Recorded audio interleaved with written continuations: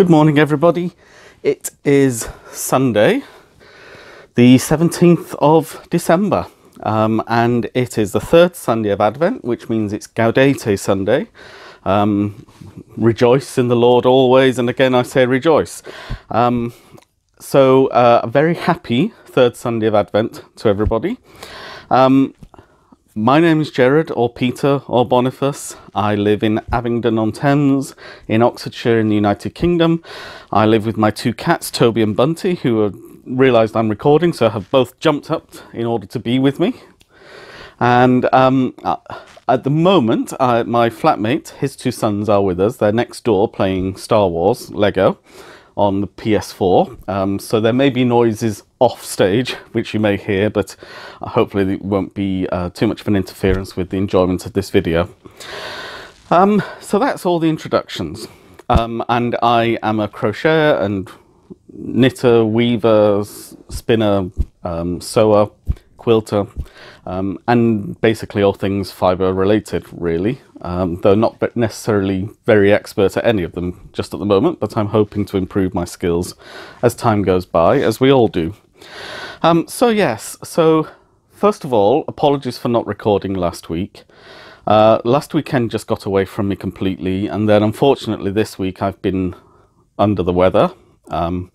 I was due to be at my mother's this weekend, so I wasn't going to be able to record this weekend either, but unfortunately I've had a quite bad infection. Campylobacter, for those who want to know the detail, which is a very unpleasant stomach bug. The antibiotics have taken care of the worst of the symptoms now, but obviously the infection is still present, and I couldn't afford to risk my mother's health. She's 79, she has heart failure and Alzheimer's, so I just needed to be careful for her sake, and also for my great niece and great nephew, the latter of whom I haven't yet met. But again, an infection like this could have the worst consequences for older or younger people, so it was a case of just doing what was sensible, really. So I hope to go up to Salford early in the new year to make up for not going up before Christmas, but you know, it's just life is what it is sometimes, and you just have to take the rough with the smooth. I'm feeling a lot better. I'm drinking water and eating digestive biscuits and the occasional more significant thing now, and fortunately I'd taken 4 days off work, 2 days, Thursday and Friday last week and Monday and Tuesday next week, in order to go up to see my mother. So fortunately I've not actually had to take any illness time off work. I'm then back in for 3 days and off for the whole of the Christmas period. So I may pop up soon after Christmas. It just depends how I'm feeling. It can take a couple of weeks for this kind of infection to clear out of the system. So I'm probably not going to go up until mid-January time. But anyway, there we are. Life is what it is. So because today is the third Sunday of Advent, this is the day on which I officially open my Christmas cards that I've been sent. I like to have a staged preparation and celebration of Christmas rather than doing it all in one go at the beginning of December and then having nothing left for the whole of the Christmas period. So I've opened my cards, and there's one I want to show you, which is from Bob and Wendy, which is this wonderful card. Oops, sorry, the light's reflected. There we are. This wonderful card of a sheep. Doesn't actually say what type of sheep on the back, it just tells you who took the photograph. But it's a rather beautiful sheep, and Wendy was very concerned after my tirade about religious Christmas cards that this wasn't religious and therefore I wouldn't like it. Well, first of all, I would just repeat what I said at the time. I always send religious Christmas cards. I don't expect to receive them, and I'm happy to receive any Christmas card because they're all bright and jolly and cheerful anyway. But in fact, given that the shepherds were the first people to whom the good news was delivered by the angels, and that they immediately went to the manger to worship the newborn king, it is very likely they took sheep with them. So this, as I assured Wendy, this technically counts as a religious card. So she was happy with that. So anyway, I just thought it is a delightful sheep. I just love sheep. And it has such a "what you doing" kind of face. It is slightly quizzical and bemused about the whole thing. A bit like my poor cat Toby, eh? A little bit quizzical and bemused about me talking to a machine, aren't you? Yes, you are, but you don't care. You love me anyway. So, without further ado, I'll move on to my finished objects. Now, I can't remember if I showed these 2 weeks ago, and I forgot to just check back and see. So I will show them again, or for the first time, depending. So I finished a number of table runners.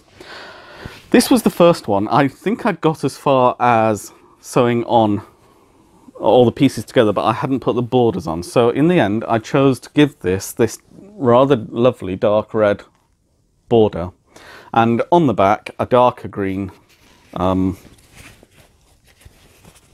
background. So you can see that the background and the backing, as it were, are different shades of green. So get off it, Toby, it's not for you to play with, thank you. So that was the first one that I finished, and that was going to be mine until I made the second one. And the second one I did is this rather attractive wooden soldiers print, I guess.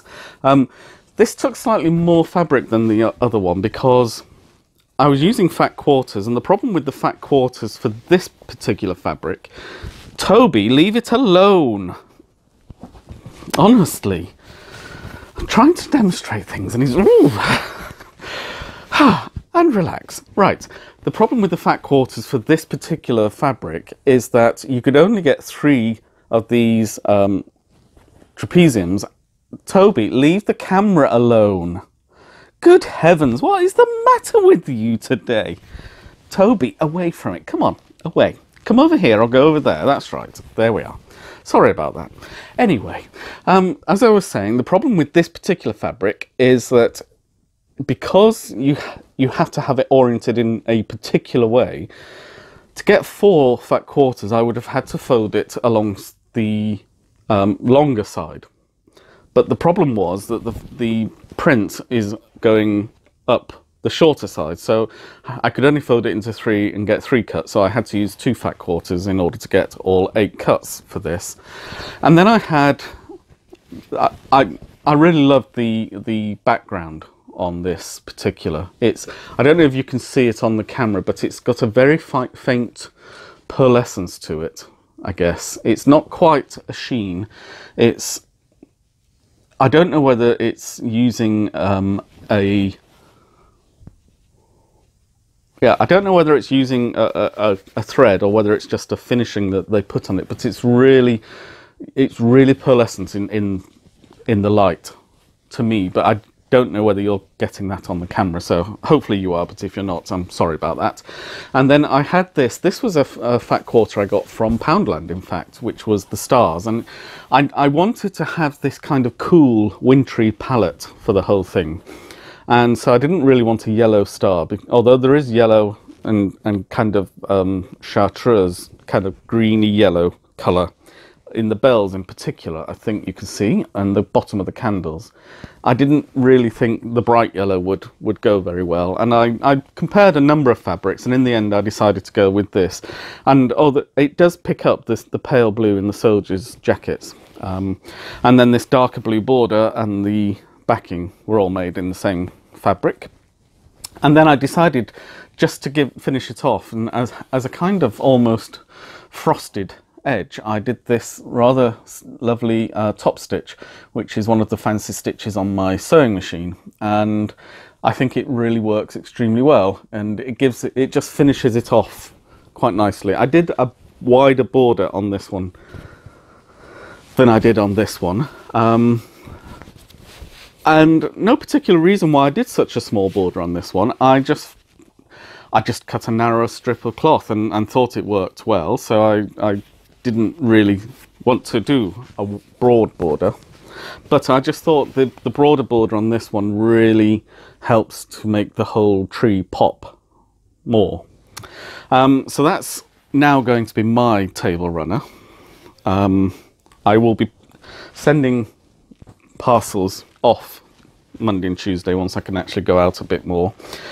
So this is the third one I did, and this is much more a Christmas tree. So this lovely green fabric has got gold sparkles throughout it. I think you can, yes, you're picking up some of that on the camera now. And then the white is the same white as the background for the other, so it's got this pearlescent colour to it. And the red has snowballs on, so snowflakes rather, on. I couldn't get another piece of fabric to match, so I decided that the middle bit I would do a separate band with a different red and gold, which I don't think is actually too bad. I think it works quite well together. So that's, but I decided not to put a border on this one. So, but it's the same background as the border. And the border, it picks up on the lighter green that's in the middle of the darker tree. So I think it all works together quite well. So I'm quite pleased with those. And that was a Missouri Star Quilt Company table runner design. And it was the, as I say, using the half hexagon trapezium, or trapezoid if you're American, shape, which it's very difficult to get these things in the UK because I don't think quilting is as popular in the UK. Partly because there's been a huge sea change in my lifetime. This has happened. When I was a child, we didn't have central heating. There were 1 or 2 rooms in the house that were heated. And so we used a lot of blankets and bedspreads and quilts. So everybody had the, I can't remember what it's called, the braided, oh, I want to say cornflower, but it's not cornflower. What is, I can't remember what it's called. If I remember, I'll put it in as a thing here, but the kind of braided raised edge bed covers. And then we all had quilts as well. But since really the mid-1970s, mid-1980s period, every house now in the UK, more or less, has central heating and double glazing, and there are building regulations and standards for selling houses and building houses that have to be met. So quilting has kind of disappeared, and now everybody uses a duvet. So you might have a single sheet underneath the duvet, but you just have that and the duvet, and in many people they just use the duvet cover. So the sleeping habits or the bed dressing habits have changed significantly in the last 50 years. I know it sounds terrible to my ear. I'll be 50 next year. I don't know where all my life, well, I do know where it's gone. I still remember most of it, but you know, it just catches me out sometimes. Half a century will have passed soon. So as a result of that, we don't have the tradition anymore of quilts. And I think also we're quite at an advantage in the UK over, say, in North America. We are on the same latitude as Hudson Bay, which is frozen over every year in Canada. But the North Sea remains unfrozen, and we have fairly mild winters. Having said that, last week, I'll come to that in a moment, but last week is an exception to that. But we generally have very mild winters in the UK, which is due to the Gulf Stream and the jet stream from the Gulf of Mexico bringing warm air and warm water up through the North Atlantic and over the top of Scotland, which keeps our weather temperate. So although I mean, Aberdeen, for example, is on the same latitude as Moscow, but the weather could not be more different at this time of year. And so we don't have that need for warm bed dressings, and we just don't have the tradition of quilting, which means that most of the quilting equipment is made by and for the North American market. And as a result, it can be quite difficult getting it in the UK. And even when you do manage to find an overseas supplier that will send it to the UK, you then pay an extortionate amount of, not so much the customs charge. The customs charge is basically VAT, value added tax, which is about 20% at the moment in the European Union. But the Royal Mail then adds a £20 handling surcharge to that. So you might pay £6 for your VAT and another £20 or £30 on top just for the Royal Mail handling that £6 fee, which is a ridiculously extortionate fee, and it discourages you from importing items, except for gifts. Anything that comes from a business, this charge has to be applied. Gifts don't. But it would be ethically dubious to try and get a supplier to import to the UK as a gift when it's actually a purchase, and you know, tax. I'd have no difficulty paying the tax obligation. I'm very much in favour of taxation. Not that I want to give my money to the government, but in the US, the Supreme Court, Oliver Wendell Holmes was a Republican in the beginning of the 20th century who famously said that taxation is the price we pay for civilization. And he was absolutely right. If we want roads and policing and fire service and health service and education services, if we don't want to have lawlessness and we don't want to have the social problems that stem from ignorance and want, and for those of you who recognise that, I will be talking about that quotation later on in this episode. If we want to ensure that there aren't parts of our cities which are no-go areas, then we have to provide an education, provide opportunities, provide support through the police and other services in order to have a society where civilization is the norm rather than the exception, and is only available for the rich and the powerful. So digressing back from my digression to the previous digression, I don't ever want to try and manipulate the taxation service. I'm just annoyed at the Royal Mail for having such a ridiculous extortionate surcharge on top of the postal fees that have been paid and the tax that you then pay, to then pay a further charge which is grossly out of proportion to the VAT charge that you're paying.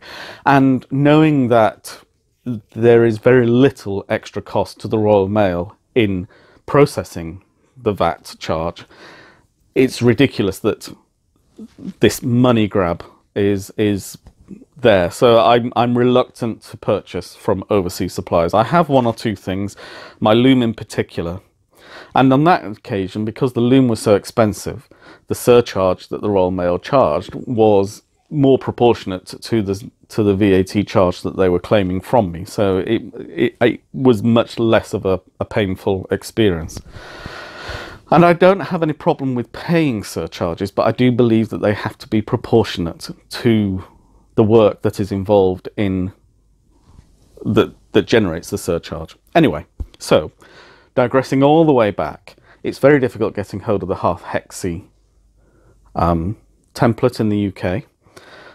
There are one or two suppliers on Amazon that will supply from the US, but I have this problem of the import. So at the moment it will always be, and thankfully I have such a good friend in Wendy, and she's able to provide me with the beautiful card template so that I can at least just draw the shape I need to cut and then take it from there. So that was just a little digression. There are going to be lots of digressions in this week's because it's been 2 weeks. Toby, you're now sitting on the next thing I want to show. You managed to get into the wrong place at every moment. I don't know how you do it so uncannily, but you really do. Anyway, there we are. So, my other finished object, which you won't have seen because I only finished it yesterday, so I know for certain you haven't seen this, is a bag I was making for a friend. This is actually her birthday. Poor thing, her birthday is on the 27th of December, so she has a Christmas present, and her Christmas present is going to be this lovely cowl. I've decided to give it to her because this is the kind of thing that she would wear, so I'm very pleased to give things to people I know who will wear them. I made her a shawl last year and she wears that at home when she's reading, and she can only wear it for about half an hour because then she gets so warm because of it that she has to take it off, and then she cools down and puts it back on. So it's quite nice. But I made her a crocheted bag last year, which she loves using for work. And so I decided I would make her a sewn bag this year. So again, this is a Missouri Star Quilt Company pattern. And this is Steve from Missouri Star. I think it's Steve. And it's the Dresden Purse, which is this sweet, lovely little bag. And it's all material, including the straps. The straps are made of the same material as the lining. and both the lining and the outer surface were interfaced, which means that it's got quite a rugged construction, so it will bear not mistreatment, but will stand up to daily use kind of thing. And each of the Dresden plates was cut out and then sewn together, with the middle one going up, and I've used the same fabric for the middle one on both sides, and used a rather attractive layer cake, and I can't remember the name of the company I got this from, but there's lots of different flowered and squared fabrics that go together in here, and dots and circles, and I just chose the brightest, loudest fabrics that I could find in there and put them together in. They are actually ordered. There is an order to the bag, but it is scrappy and was intended to be scrappy. And then hopefully the yellow that I've used, the sunshine yellow, which is the interior, as I say, and the handles, which are it's a strip folded in half and then the two ends folded in, so it's 4 layers of fabric, which is then top stitched on both edges. I hope you can see, which means it's really quite a strong handle. It's quite robust. And yeah, so this will be her birthday present, and I will be wrapping this and taking it round to her. She's the friend whose partner had broken his neck and whose mother had pneumonia. I'm very happy to say that her mother is home from hospital and is recovering well, although she's still quite unwell. And her partner had his surgery, which took 5 hours, because they basically had to undo all the repair that his vertebrae in his neck had been carrying out of alignment. So they basically had to re-break the bones, though it's not quite that. Whatever they do, it's for those who are squeamish, you probably don't want to listen to this bit. So they decided to go in through the front and move his voice box and esophagus to the side so that they could work on the bones behind without damaging the voice box or esophagus. And he's at home now in a neck brace, which he has to wear for another month or so, and can't work, which is very difficult for him because he's self-employed and has his own business. And so his partner is having to bear the burden of organising all the work and the apprentices and all the rest of it, which he would normally be sharing in. And obviously it's that time of year. They're plumbers and builders, but particularly plumbers and central heating installers. And this is the time of year when central heating fails most, as you might expect. And so they're losing business that they otherwise would have had because he's not at work. So it's a very difficult time for them, but he is recovering well. And my other friend, who lives in Carlisle, her husband also had back surgery on the same day, and he also is recovering well. His back surgery was lower down the spine, and he's had a bad back, as it were, for a number of years. So it's hopeful now that even if it's not full use of his back and there's a 10% reduction, that the back problems will have gone. They are avid hill walkers. They moved from Oxfordshire up to Carlisle so that they had the lakes and the peaks and the Grampians in Scotland and all the other hills in the area available for themselves to go walking on a regular basis. So with any luck, God willing, the new year will see both of them recovered well enough to get back to ordinary life, and a better quality of ordinary life as well in the second case. I forgot to mention, by the way, that I'm having another cup of gingerbread tea today, and I've decided, in honour of Gaudete Sunday, to break out my Christmas teapot and mug. So if you'll excuse me, there's something really rather Christmassy about using a Christmas pudding teapot to have gingerbread tea. So if you'll just excuse me a second. That is just, I know I say it every time, but I don't know how they get the sensation of butteriness in the mouth. It's just delicious. Well worth it if you can get hold of it, in my opinion.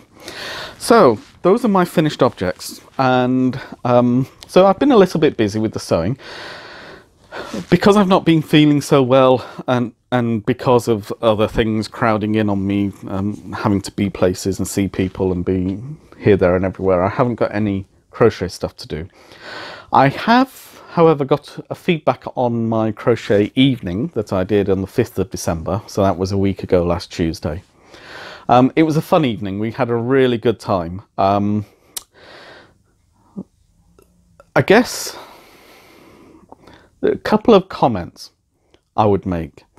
I think, given that it was a one-off event, I don't think it was a good idea to give us a project to do there. So we had a choice between a Christmas hat, Christmas baubles, or Christmas socks. And we only had 2 hours, so all of those projects were too big to be done in the 2 hours. And in fact, there was, if the intention was to teach people, there was very little time beyond beginning each of the things, how to begin the projects, to actually go through the difficult stages and steps of the projects. So, for example, I did the socks, I did half the rib cuff, that was it. And I did more than anybody else on the socks. So I think in retrospect, because it was a one-off standalone event, we probably should not have done a class as such.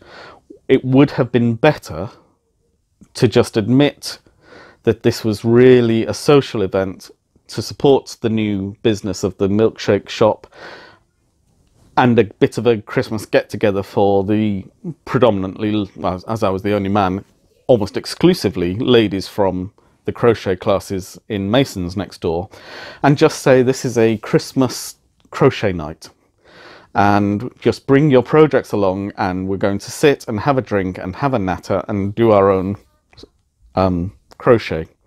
So it was I found it a very positive evening in that I met lots of new people and had a good natter and a laugh about various bits and pieces, and it was really nice to spend time crafting with other people. But in one way, and it was I won't say it was disappointing, in one way it was too ambitious. It couldn't achieve what they wanted it to achieve, which was that everybody should have something to take home that night. 2 hours was simply never going to be enough time, even for the simplest project to be done. So I've been into the shop subsequently and had a chat with, I think her name's Jeanette, and discussed with her possible alternative craft event nights. And although we don't have them so much in Abingdon, we're in the epicentre, if you like, of a whole crafting world in South Oxfordshire, with Ardlington rather, out towards Wantage, and Henley down to the other side, and Oxford to the north. And rather than have a craft night where we make things, it might be interesting to bring in people who design items, people who spin or weave or whatever, for them to do a talk about their thing, and maybe a little demonstration for us as well, as much as that's possible. And that might be equally as interesting and equally as stimulating as ourselves doing a craft thing, if you like, almost like a Women's Institute kind of event, of getting guest speakers in, and then, you know, making it an evening of a social evening, fun, entertaining, informative, chatty, friendly. So she's taken a few ideas and she's going to look into those for the new year. So with any luck, we might have a few more things going on there. I'm very keen to help small businesses, independent local retailers, to promote themselves as a community resource, because they are, and they can be more than simply retailers. They can actually be a focal point for communities of different kinds, not an organising community, not to deal with planning permission for a new housing estate such as we have in North Abingdon at the moment, or campaigning for this or that, but more just a gentle meeting place for ideas and having a bit of fun. So anyway, we'll see what the new year brings, but I'm very keen, and I pop in once a week to have a milkshake to help my calcium for my bones, as you understand. And not just because it's next door to Mason's, although that doesn't hurt its opportunity for a double dipping, as it were. But I'll keep you informed as to what develops there. So, acquisitions. I do have one acquisition in terms of wool, or yarn. I mentioned that Wendy and Bob told me that there was yet more new product available in Mason's that I hadn't seen before. And I went in with Wendy, I think. I'm pretty sure we went in together and had a look and saw a couple of things that I quite liked but didn't want to get at that time. Well, I went back, might have been last Saturday, really just to have a nosy again. And one of the items that is now available wasn't visible the first time I went in. So I saw this and thought I had to have it. And this is Katia's Paint, which is a cake, and these lovely autumnal browns and greys. And it's colour 53, which is, you know, my usual gripe. It's not particularly interesting. And it is 80% acrylic and 20% wool, I think. Yeah. And I'm making another crocodile stitch cowl. This one is actually going to be for me because these colours are much more subdued, and so I've decided to make one for myself. So I've done 3, well, I'm on the 3rd colour change at the moment. And as you can see, it goes from this rusty brown all the way out to this grey and back out to the beige that we started with, and then the kind of caramel on the outer edge. I guess beige and caramel, they are kind of beige and caramel colours, I think. So it is really... I'm a fan of acrylics anyway because they're easy to care for, and modern acrylics, as I've said many times, actually represent very good value for money and are very soft in comparison to many of their older forebears. This is particularly, I don't know how they do it, what it is in particular that makes it so, but it's really soft and squashy. It only says it's wool. It doesn't say what kind of wool. It may be a superwash merino. It just doesn't say at all. So I don't know the particular blend, as it were. In fact, looking at this, there's as well as the darker brown, there seems to be a kind of purplish colour as well here. So that's going to look very interesting when it's done. So that's my work in progress that I've started. This is for me, and I hope to get this finished after Christmas, because I am still working on the infamous project that I'm always being told off by Wendy for not having finished, which is the pirate flag. It is next to me here. It's next to me here. I'm working on it, so it's nearly done, but I'm not going to show it until it's finished, and I hope to have that finished in the next few days so that I can give it to the father to give to the little boy for his Christmas present, or New Year present. I don't know what their particular tradition is, so excuse me a second, I'll just have some more tea. I do have some other acquisitions though, and 4 of them were a gift from Wendy. A friend of hers was getting rid of books because she was no longer carrying out the craft, and these are all on quilting and patchwork. So I've dipped into one of them. I've not looked at this yet. So this is Quick and Easy Quilts, 20 Stylish Projects for Fast Results by Jenny Dobson.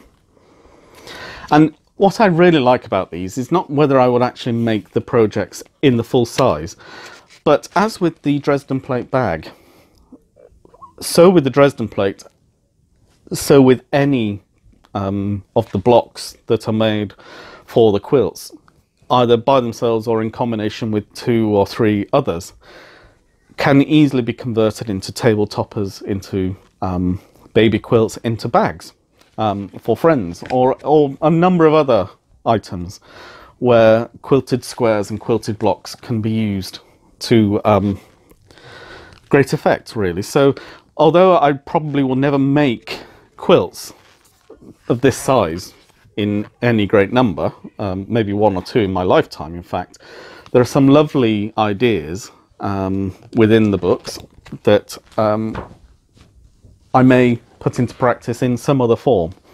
So again, this one's Patchwork, Projects, Techniques and Motifs from the Country Living Needlework Collection, which I've not looked at this yet at all. Oh, there's some really, that's actually lovely autumnal looks. I'm a great fan of autumn. It's the reds and golds and browns and purples are my favourite colour combinations of the year. So I'm very keen on autumn. Another book called Start Quilting, which is by Celia Eddy. All you need to know to start making your own fabulous quilts. Again, I've not looked at that one. But this one I have looked at, the Hamlin Needlework, Patchwork and Quilting.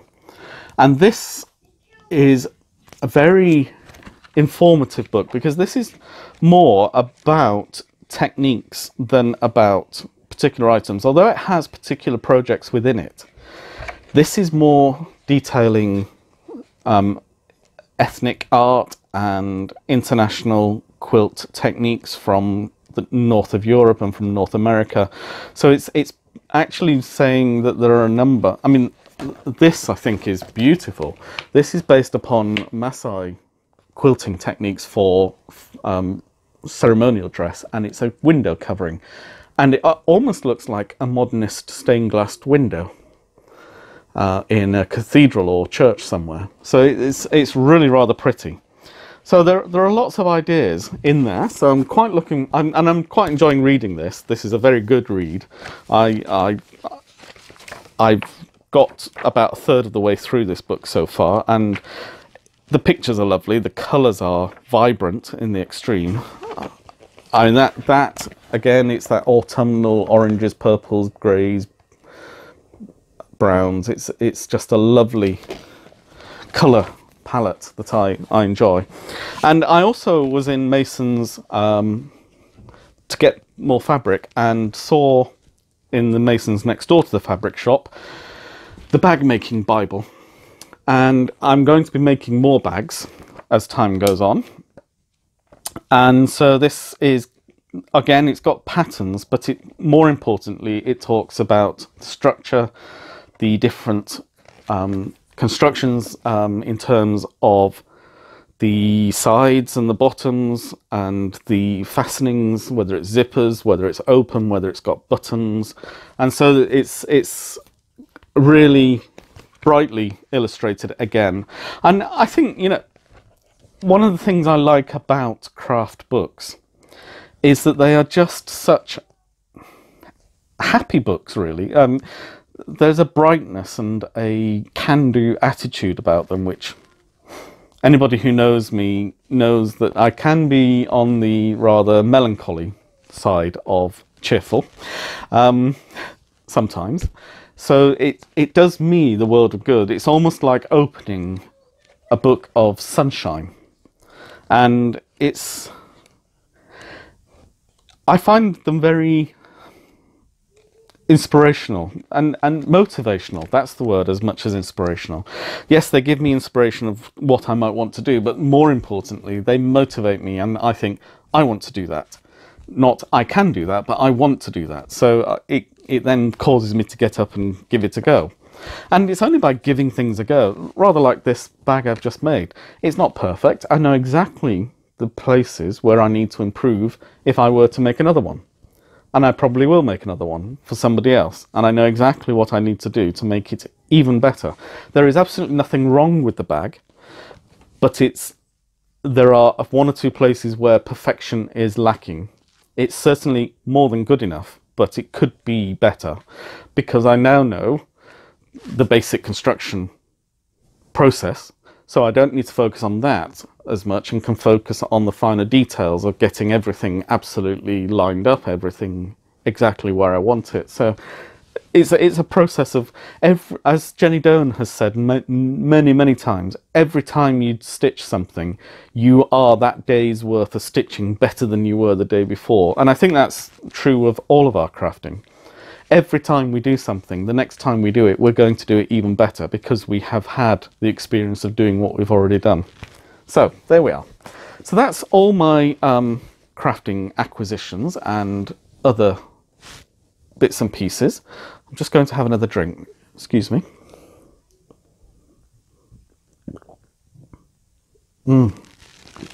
That tea is delicious.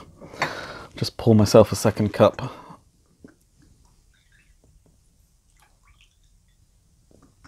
There we go.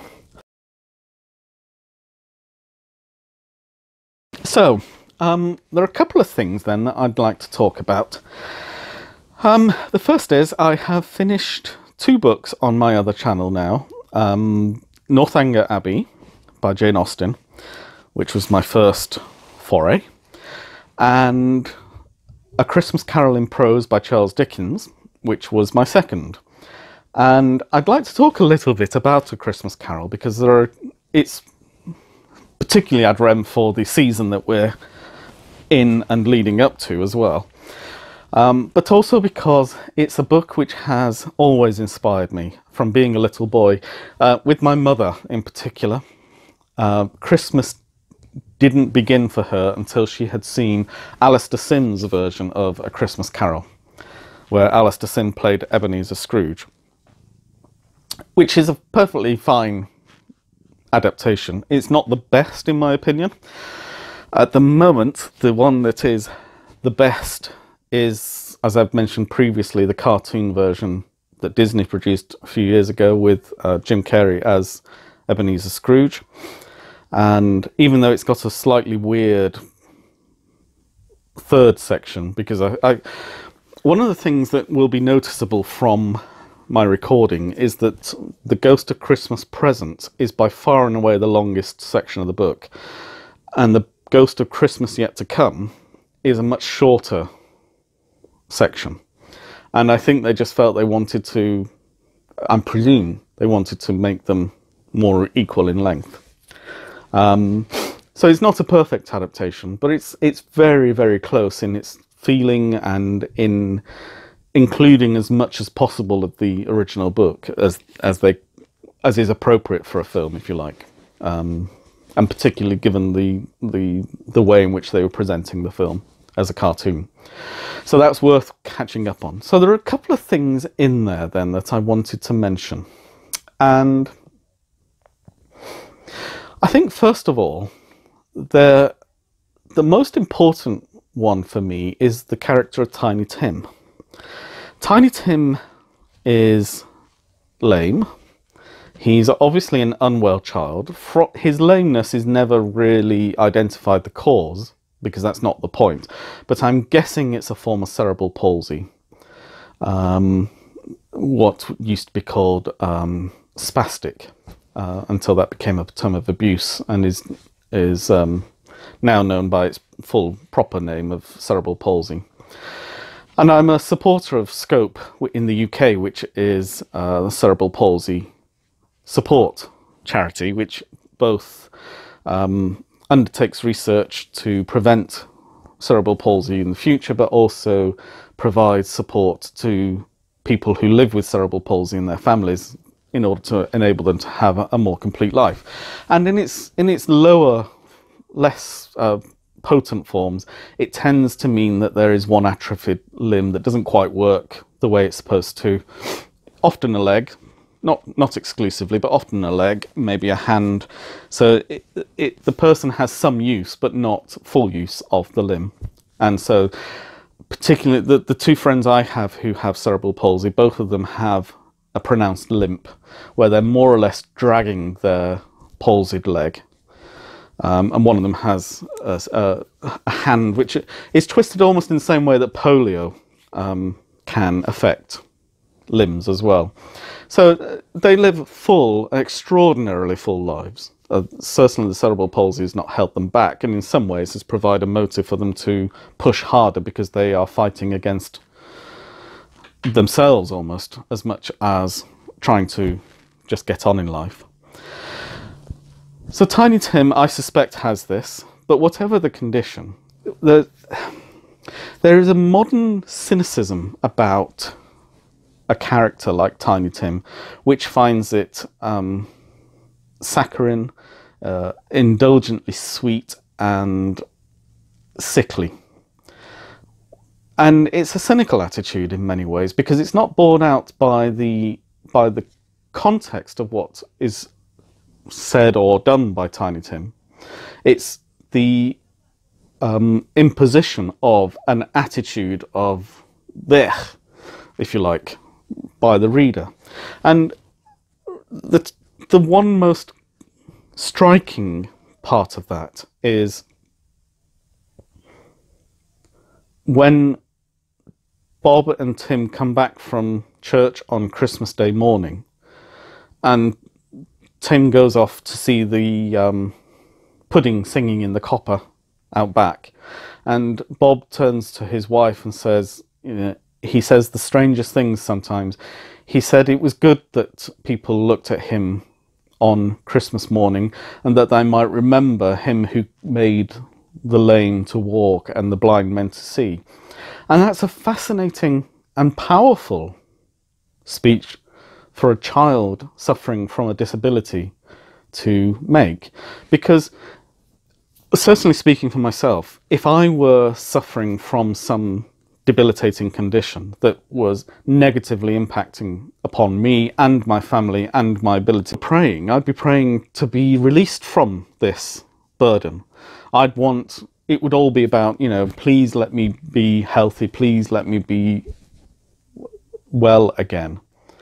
But Tiny Tim's approach is not to pray for himself at all, and effectively to pray that other people see him and remember the good news of the gospel.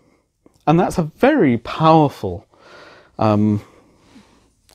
religious message being conveyed by Dickens. And it somewhat annoys me that Tiny Tim is disregarded by readers. And it's fascinating, because I think Scrooge picked up on that message. Dickens allows Scrooge through the, you know, we all talk about Scrooge as being the miser, but Scrooge, by the end of A Christmas Carol in prose, is the most joy-filled, benevolent man it's possible to imagine. And that part of what created this change in him, yes, certainly, was the ghost of Jacob Marley and the three ghosts of Christmas past, present, and yet to come. But more potently was the realization of the goodness of Tiny Tim. This little boy didn't want anything for himself, but wanted what was good for other people, and has a profound impact on Scrooge.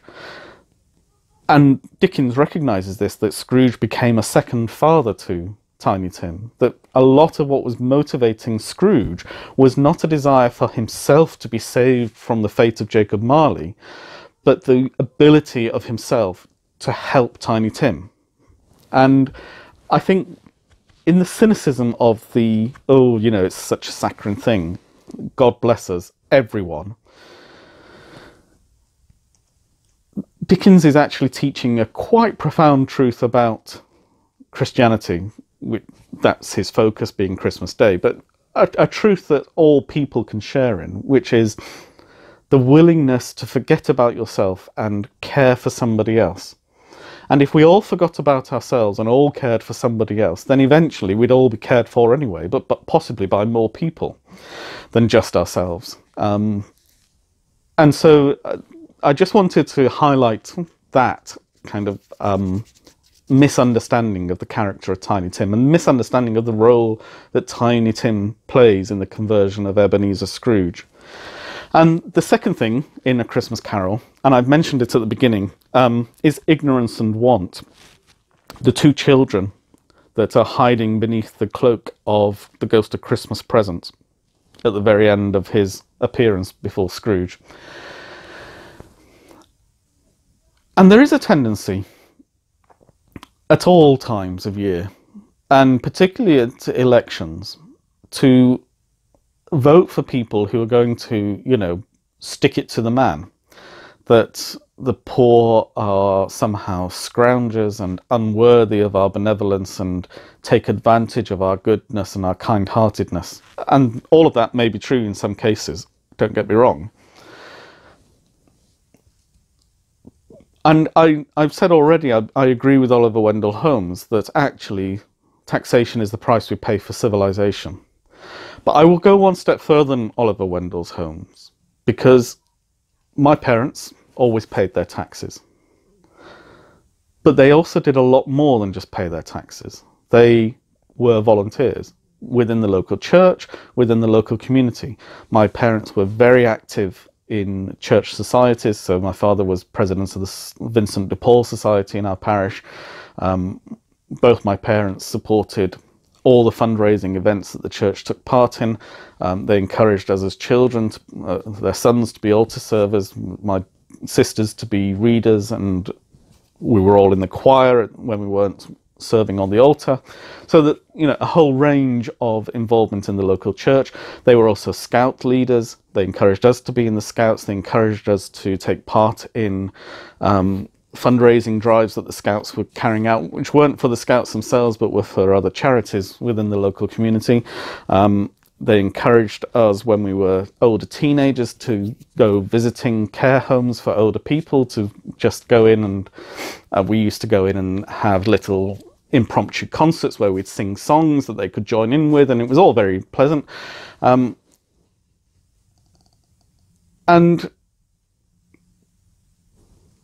that's kind of informed my life, where I'm a governor now of a school where I don't have any children, so I don't need to be involved in schools. But because my parents have given such a strong example of the power of volunteering, I want to do the same thing in my adult life. And my other siblings have been involved in various different capacities.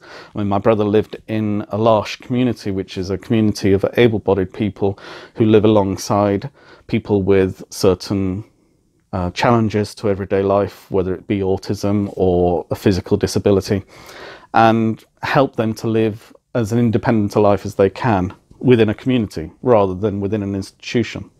So and that's profound work to be doing and be involved with. And so I would extend what Oliver Wendell Holmes said, that while taxation is what pays for civilization, volunteerism is what makes civilization affordable in the first place. That the unpaid dedication of literally millions of people within the country, any country, who work for their local communities to support initiatives, to raise funds, to campaign for justice or particular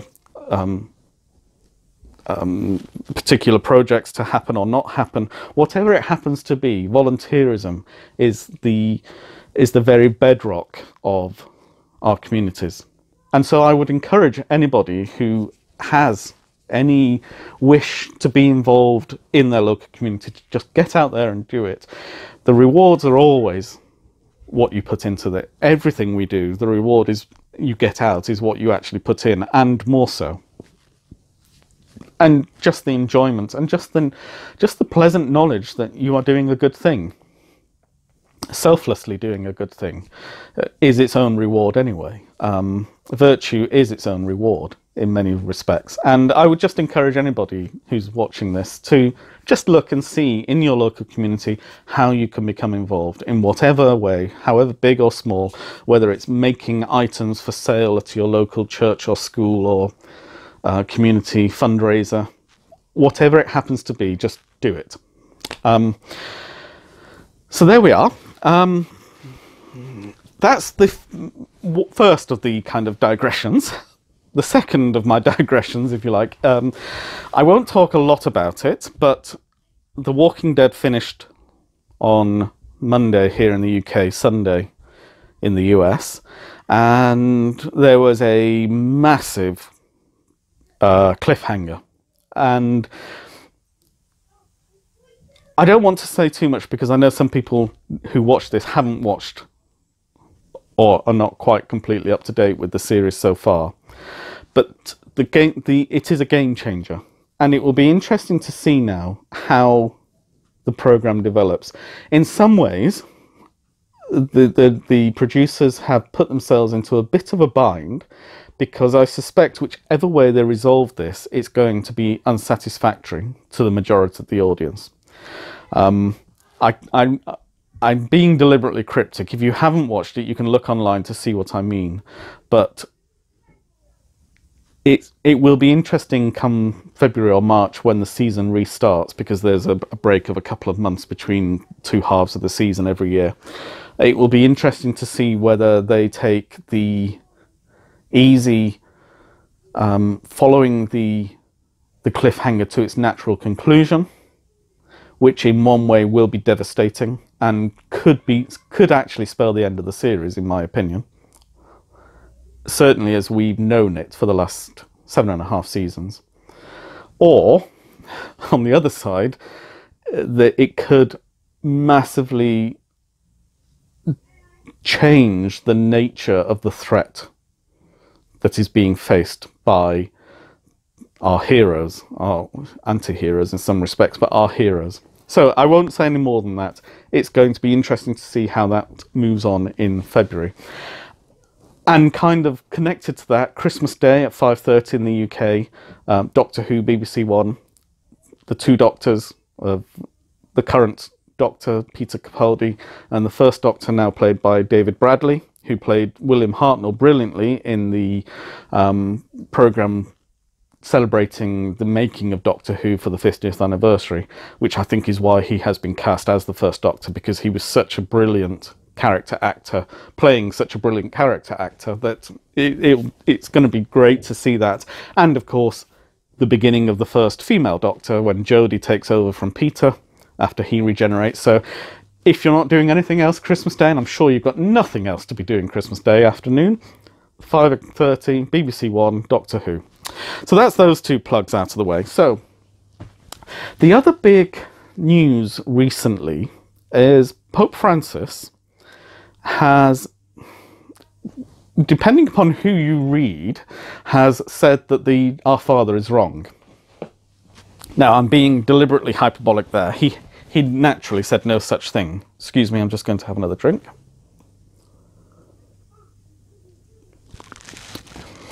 What he did say was, well, I'll give you the story so far. The French bishops were unhappy with the French translation of the Pater Noster, the Lord's Prayer, the Our Father, into French.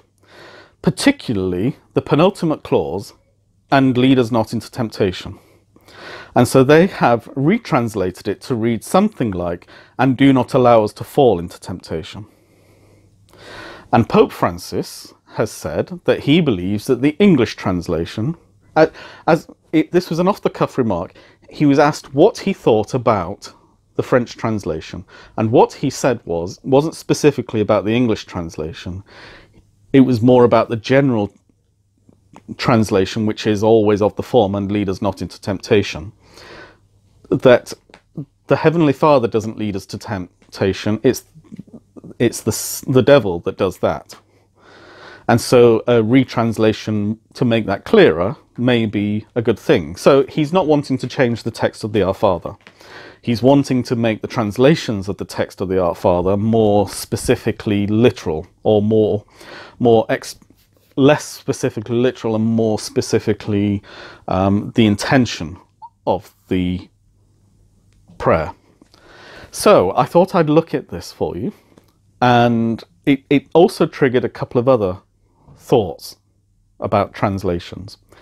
So the French bishops introduced this translation on the first Sunday of Advent, because that's the first day of the Church's year calendar. And so it's always when new translations are introduced. So a few years ago, we had a new translation of the English Mass, which in many ways was the old translation under ICET, reintroduced by ICEL. And that was introduced on the first Sunday of Advent, and it's probably, 5, 6, even more years ago. It was when Pope Benedict was Pope. So one of the most interesting things, if you like, about translation is that with the translation of the Our Father, you're translating from a Greek translation from Aramaic.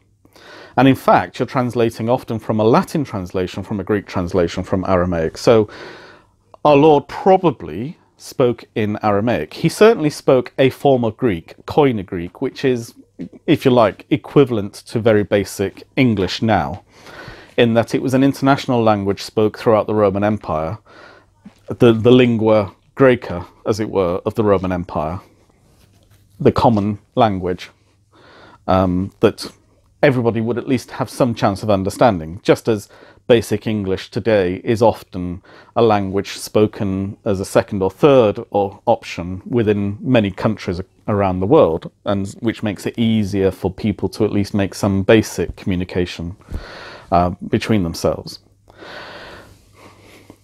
But Jesus probably spoke in Aramaic.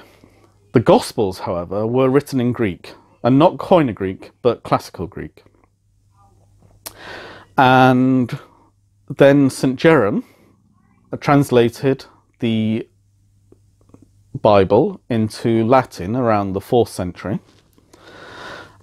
and that became the Vulgate, the common tongue, and that became the official version of Scripture for the Catholic Church, right the way through until the 1980s, when the Neo-Vulgate was commissioned and produced as a result of the Second Vatican Council, where scholars went back to the original Greek manuscripts of the Bible and retranslated them into Latin, and so made a more accurate modern translation of the ancient texts.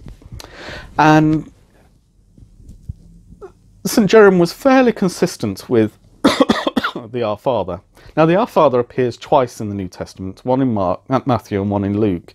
And it's the one in Matthew which is usually used as the prayer that we use every day, the Our Father. And the particular Latin word that is used for lead us not into temptation is, I've got to get this right, eisenenkes, which does mean, on the one hand, do not allow us to fall into temptation. But it's not... I think where the whole problem lies is that all of the verbs in the Pater Noster, the Our Father, are imperatives.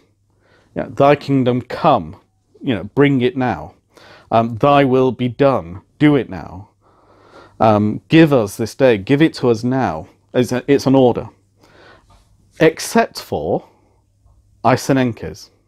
Eisenenkes is a subjunctive form. So it becomes in inducas, et ne nos inducas tentationem, sed libera nos a malo. And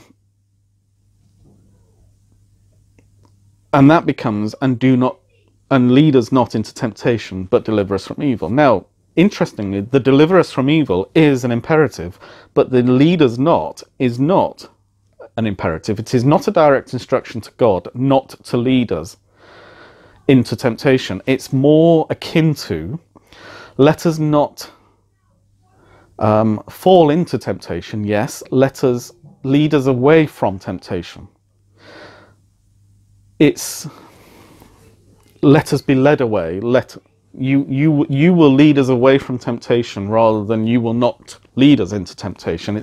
It's a very careful alternative explanation. And it's a real difficulty when translating. And I disagree with the Holy Father for two reasons. The first is that it isn't the quality of the translation that's at issue, it's the quality of the understanding of people when they use the translation that's at issue.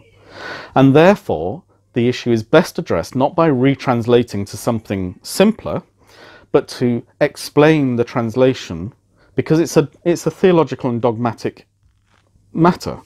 These things matter because they give a proper grounding and understanding into the nature of God and whether or not we live in a dualistic universe. Because the danger of saying that the devil leads us into temptation but God the Father doesn't, is to make the devil the polar opposite of God, that there are now two deities, God and the devil. And that simply isn't true. That's not Christian belief at all. The devil is not a god. The devil is a fallen angel, but he is a created being created by God. And God sustains everything. And therefore, you have the interesting, if we want to look at this in a much broader theological, biblical theological view, you have in the book of Job, God in his heavenly court giving the Satan a proper noun, title, job title, the devil's advocate in a courtroom kind of role, to one of his angels, the Satan, to see whether or not he can tempt Job to blaspheme against God.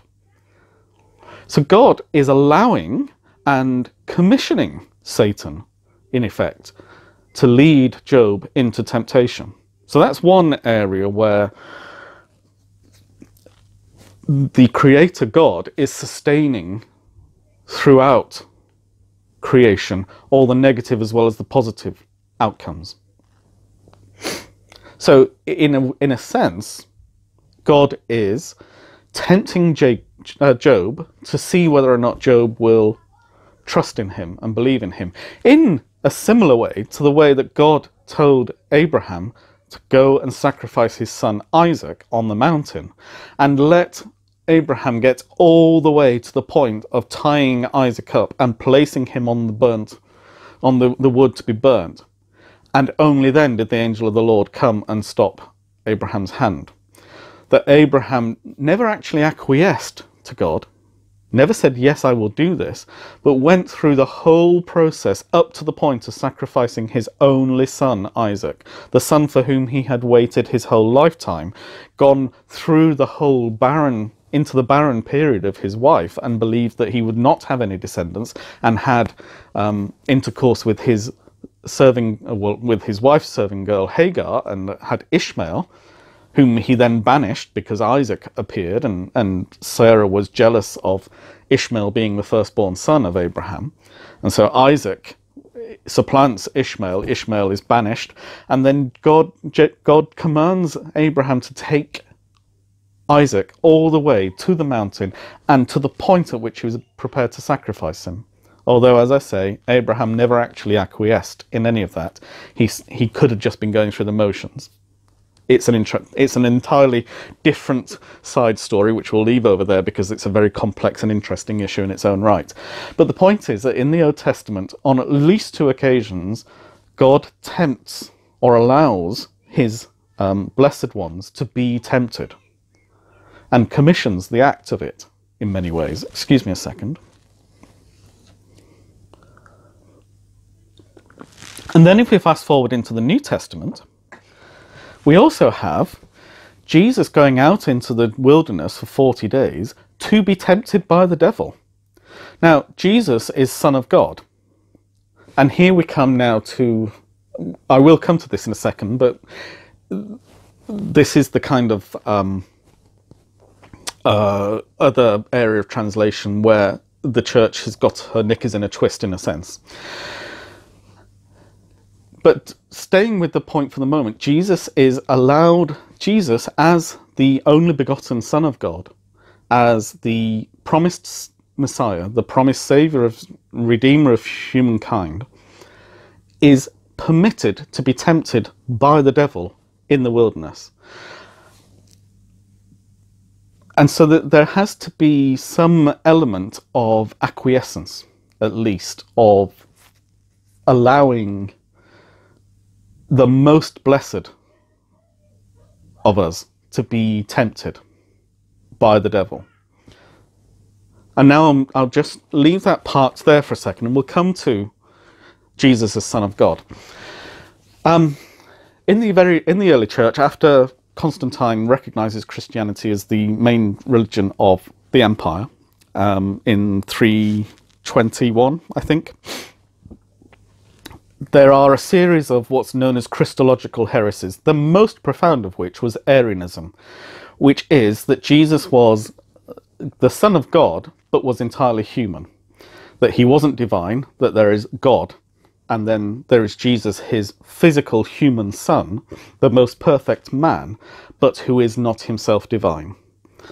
And that is a very alluring temptation for Christians, because the idea of the Trinity, which itself it wasn't defined before Arianism, but which was understood, and was given as a command by Jesus to baptize in the name of the Father, the Son, and the Holy Spirit. And not in the names of, but in the name of. So they are, in one sense, a single entity because they have a single name as a unit. So that there was an ill-defined sense of what the Trinity was. And it's very tempting for Christians to have either a docetic or an Arian view of Jesus, that he is either an entirely human all his life, or that he is human up until the point of his baptism in the Jordan, at which point God adopts him as his son and makes him divine. And both of those are heresies, in that, in the strict sense of heresy, which is just to be holding the wrong opinion, not to be condemned to hell, because you can see how it would be possible to misunderstand. These are very profound mysteries and very difficult to grasp. And so when the church was discussing this and working against Arianism, and by the way, Arianism was such a profound heresy, at one point it became the dominant version of Christianity, and someone like Cyril of Alexandria and Cyril of Jerusalem were punished for holding what was considered to be heterodox views of the full divinity of Jesus as Christ. So it wasn't a minor disagreement. This was the dominant version of Christianity for a number of years, a number of decades, in the 4th and 5th centuries. But eventually the Orthodox view of Jesus as both human and divine, inextricably intertwined, so inseparable, two natures in one person, as the doctrine has it. Eventually, the church agreed upon a formula, and the formula was homoousion. For a period, there was a dispute as to whether it should be homoousion or homoiousion. And the I matters because homoousion means of the same, exactly the same substance, whereas homoiousion means of similar substance. And so the English phrase "not an iota more" or "not an iota different" comes from this distinction between homoousion and homoiousion, where the only difference is the iota in Greek. I'll put the spellings on the screen for you so you can see the difference. And in Latin, in the Latin Creed, this homoousion became translated as consubstantialem, consubstantial with the Father. And for many years in the English liturgy, I mean, this wasn't a problem while the liturgy was in Latin. Everyone simply said the Latin words and then read explanations of the Latin in order to understand what they were saying when they were speaking Latin. But then it was translated into English in the 1960s, and the translation settled upon "of one being with the Father." Now, in one sense, that's an accurate translation. Of one substance, of one being is the same thing. But if God is the ground of all being, then in some sense, every created thing is of one being with the Father, because your being isn't anything but the Father's. In the same way that I am of one being with my mother, because she gave flesh to every part of me. In the same way, I am of one being with God, because every element of my existence is existence. I have isness from God. Ex ist, as it were. So, when the new translation of the Creed came out a couple of years ago, it went back to consubstantial with the Father. Now, that is in some ways a preferable translation because it's less clear what it means. And I know that sounds odd. This is all part of the lex oriendi, lex credendi argument that the way in which you pray is the way in which you believe. So if you pray the right things, you'll believe the right things is fundamentally the issue. And so the interesting problem there is that consubstantial, what on earth to the average person sitting in the pew does a word like consubstantial mean? It's not a word that has any meaning whatsoever in ordinary life. It's a philosophical, doctrinal word. But precisely because it's not an everyday word, you can't be misled by it. You have to teach people what it means. That substance in this sense is Aristotelian substance, which is the substance that all horses share with each other. No two horses are the same horse, but all horses are identifiably a horse. And the horseness of each horse is the substance of that horse. The way in which that particular horse looks is its accidents. It's the accidents that make it a particular horse. It's the substance that makes it a horse. And so in the same way, the accidents of Jesus is the man who was born of the Virgin, who lived, who was crucified, who died, who rose again, who ascended to heaven. But the substance is the divinity of Godness. He is a person of the Godhead, and with the Father and the Spirit is the single Godhead. And it's that substance that he shares with God, and the accidents that he shares with us, if you like. I don't want to push that too far, because that's not entirely true either, because he also has a substance that he shares with us. He has effectively two substances, but that's getting very much more complicated, and there is a whole raft of Christological heresies that I could enter into by misexplaining that. So I won't go any further with that one. But in the particular case, the translators made the decision not to translate, to effectively transliterate. That consubstantialem, which itself was a straightforward translation of homoousion, or homoousios, becomes a transliteration into English of consubstantial, and therefore the priest has to explain to the people what consubstantial with the Father actually means. And that's where, to go back to the part conversation about lead us not into temptation, I fundamentally disagree with the Holy Father that the translation needs to be altered. There are several reasons why. The first is not unimportant. The Our Father that is used in the English liturgy today by Catholics is not a Catholic translation of the Our Father per se. The medieval church said the Our Father in Latin. It was known as the Pater Noster. Henry VIII in 1541, in order to consolidate all the English translations into a single prayer, because he didn't want to have multiple versions of the most fundamental prayer in Christianity, the Our Father, he decided on a particular translation, which was the Our Father pretty much as we have it now, except for a couple of archaicisms, which art in heaven, and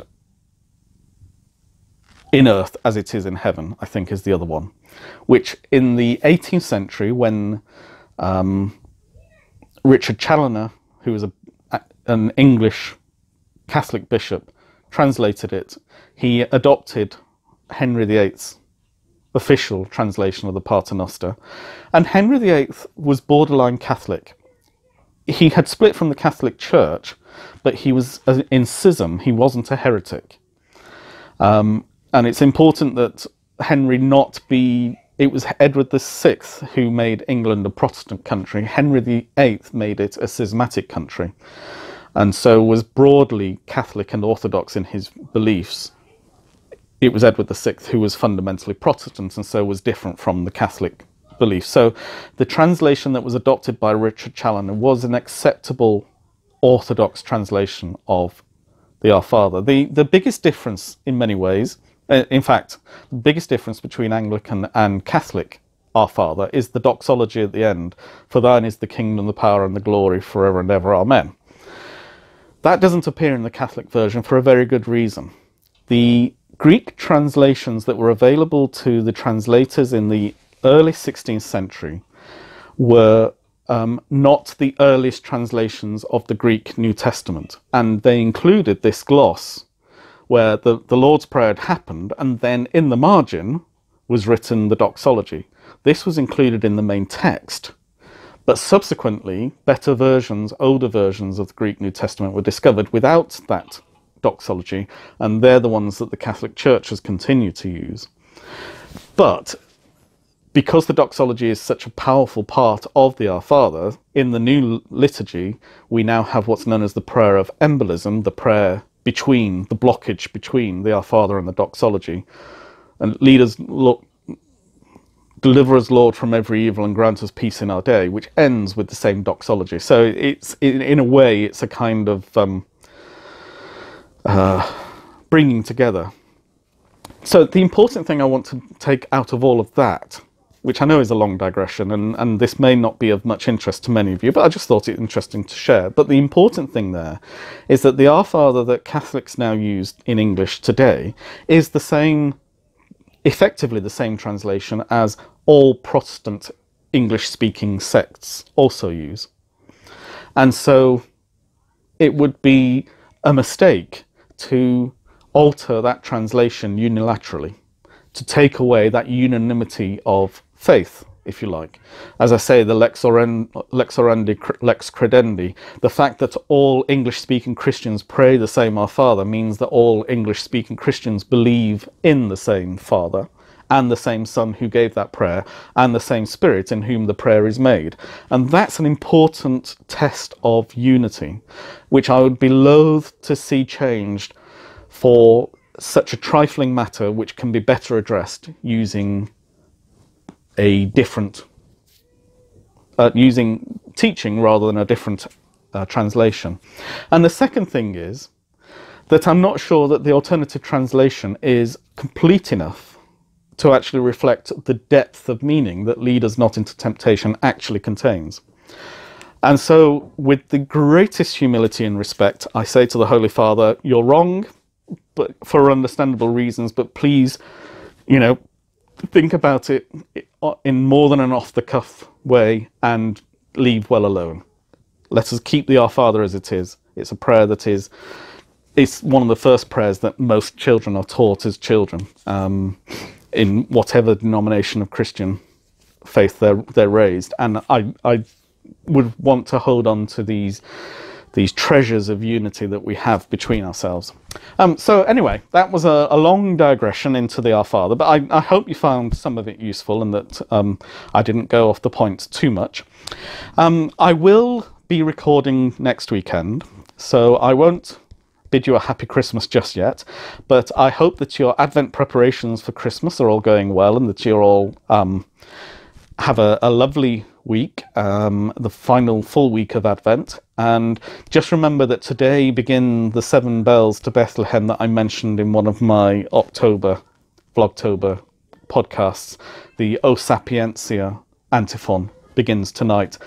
For the next 7 days, we have the great O antiphons that are also present in O Como Come Emmanuel. And so until next time, I will bid you farewell and happy crafting. So stay well, stay safe, stay happy. Bye for now.